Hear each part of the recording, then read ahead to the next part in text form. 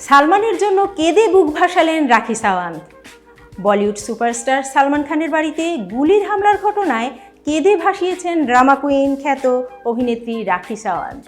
সম্প্রতি সামাজিক যোগাযোগ মাধ্যমে ছড়িয়ে পড়েছে এমনই একটি ভিডিও, যেখানে লরেন্স বিষ্ণুই গ্যাংয়ের প্রতি অনুরোধ করে কাঁদতে দেখা গেছে রাখিকে।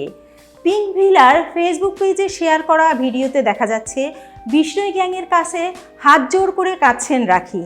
এ সময় তিনি বলেন, উনাকে ছেড়ে দিন, দয়া করে সালমান খানকে মারবেন না, তার এখনো পর্যন্ত নিজের সংসার হয়নি। সালমানের বাড়িতে হামলার পর গ্যালাক্সি অ্যাপার্টমেন্টের বাইরে ক্রাইম ব্রাঞ্চের 10টি দল মোতায়েন করে মুম্বাই পুলিশ। এর আগেও গত বছরের মার্চ মাসে সালমান খানকে হুমকি দিয়ে প্রাণে মেরে ফেলার একটি ইমেইল আসে।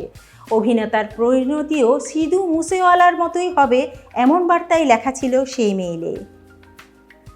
এতক্ষণ বার্তা বৈঠকের সাথে থাকার জন্য ধন্যবাদ সবাইকে। নতুন নতুন সংবাদ পেতে বার্তা বৈঠকের ইউটিউব চ্যানেল ও ফেসবুক পেজের সাথেই থাকুন।